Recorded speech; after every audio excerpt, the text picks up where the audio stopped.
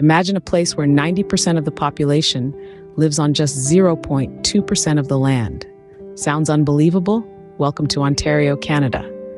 As startling as it may sound, this is the reality in Ontario, where the vast majority of the population is concentrated on a minuscule fraction of the province's total land area. This extreme population concentration poses a unique challenge known as land use incompatibility. Now, you might wonder, what exactly is land use incompatibility?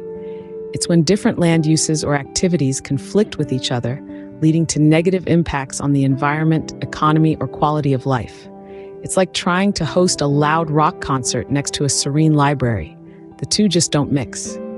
In Ontario, this challenge is amplified due to the province's sheer size and diversity. From bustling cities like Toronto and Ottawa to tranquil forests and farmlands, Ontario's landscape is a mosaic of contrasting land uses. Managing these varied and often conflicting land uses is no small task. It requires careful planning, coordination, and most importantly, a system in place to ensure that all land use activities coexist harmoniously. Enter land use planning, a critical tool employed by governments worldwide to manage land resources effectively and sustainably. In essence, land use planning is all about making the best use of a region's land resources, balancing competing needs, and mitigating conflicts. It's like a grand game of Tetris, where the goal is to fit different land uses together in a way that minimizes conflict and maximizes benefits for all.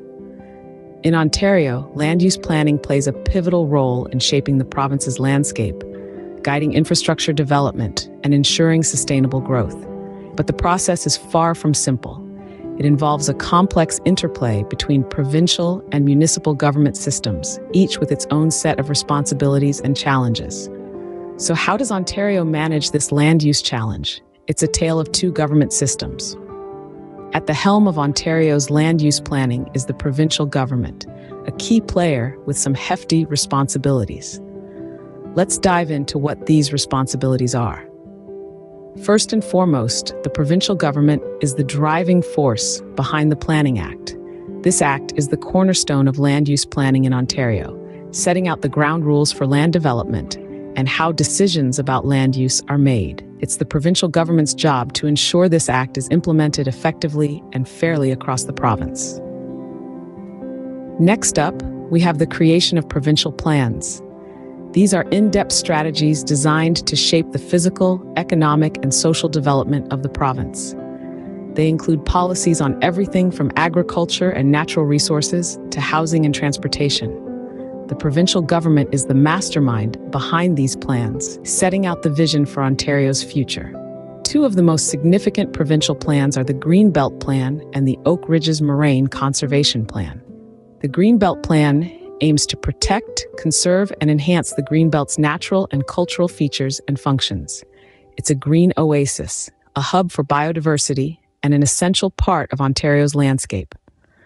The Oak Ridges Moraine Conservation Plan, on the other hand, is a blueprint for land use on the moraine.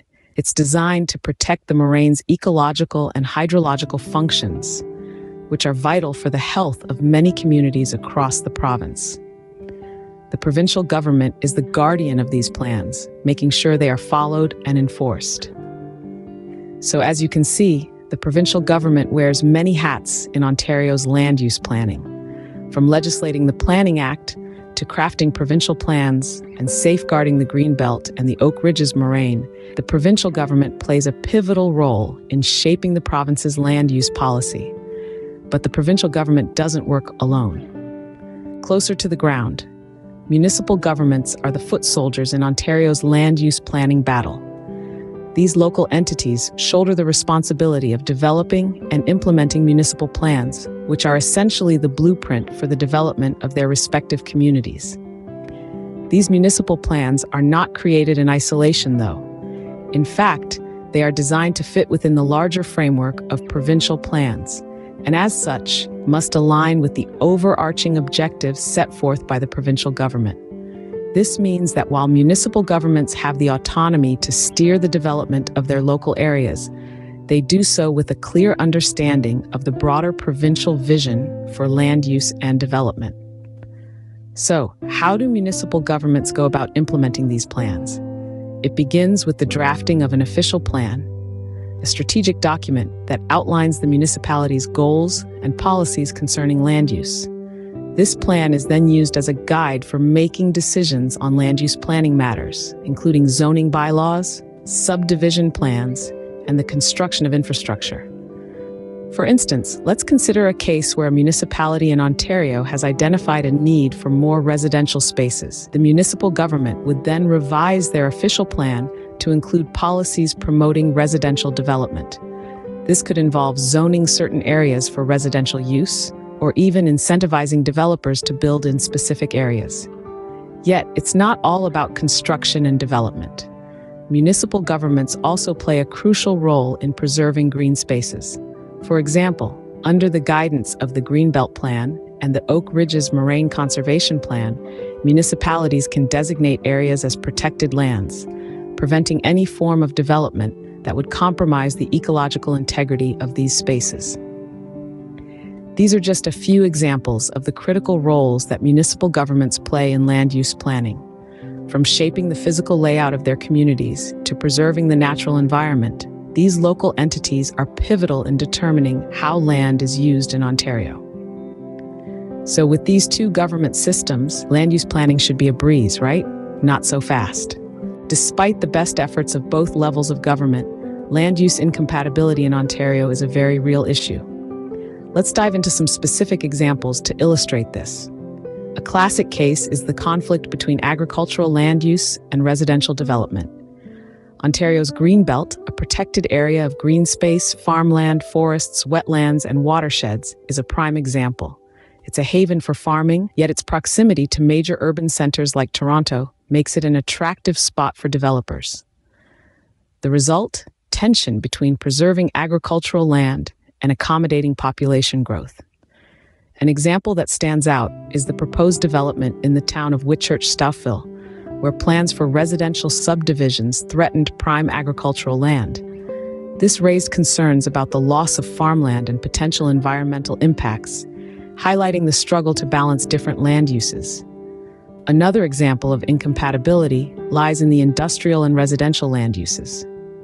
Take the case of the Portland cement plant in St. Mary's, Ontario. The plant, located close to residential areas, has faced backlash from community members due to noise, dust, and potential health risks.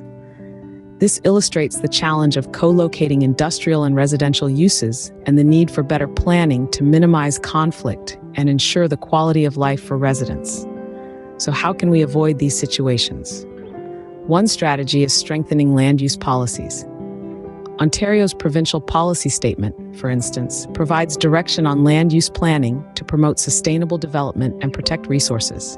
However, this policy can be strengthened to provide clearer guidelines on land use compatibility. Additionally, improving communication and collaboration between different stakeholders can help. This means involving community members, developers, and local and provincial governments in the planning process. Public consultation and participation can ensure that different perspectives are considered, leading to more balanced and sustainable land use decisions. Furthermore, adopting a more integrated approach to land use planning can also be beneficial.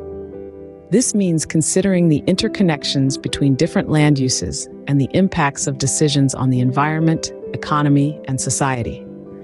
For example, before approving a residential development on agricultural land, the impacts on food production, local economy, and the environment should be thoroughly assessed. Finally, using innovative planning tools and techniques can help manage land use conflicts. For instance, land use compatibility studies can identify potential incompatibilities and suggest mitigation measures. Similarly, zoning regulations can be used to separate incompatible land uses and minimize conflicts. But beyond the policies and the plans, there's an ethical aspect to consider. Land use decisions have far-reaching impacts, not just on our present, but also on future generations. As such, it's crucial to consider the ethical implications of these decisions and to strive for a balance that respects the environment, supports economic growth, and enhances social well-being. In the great balancing act of land use planning, where should the scales tip? Towards environmental conservation or economic and social growth? This question lies at the heart of land use discussions. In an ideal world, we'd strike a perfect balance, ensuring both a robust economy and a healthy environment. But unfortunately, the real world often forces tough choices upon us. So what should be our guiding principle in these scenarios? The answer, many argue, is environmental conservation. Why, you may ask? Because while economies can rebuild and societies can adapt, once an ecosystem is destroyed, it's gone forever. Its loss is not just about the plants and animals that call it home, but also about the invaluable services it provides to humanity: clean air, fresh water, food, and even climate regulation. But recognizing the importance of environmental conservation is just the first step. We must integrate this priority into land use planning. That means making hard decisions, sometimes turning down potentially lucrative development projects to protect valuable natural areas. It also means investing in green infrastructure, like parks, green roofs, and rain gardens, which provide environmental benefits while also enhancing our cities and towns.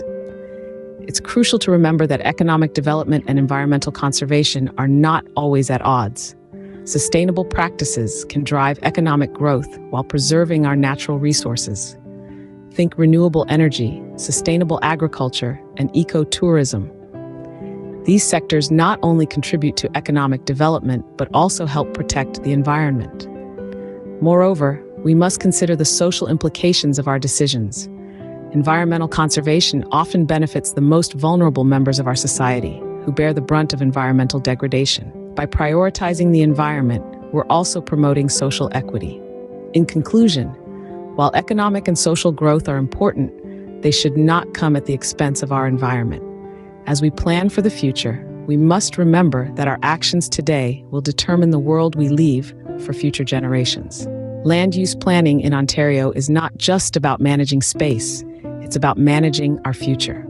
So, we've journeyed through the landscape of Ontario's land use planning, from provincial plans to municipal footwork and the ethical tightrope in between. We've seen how the provincial government sets the stage, shaping the overall vision and direction, while the municipalities put on the show, translating that vision into local context.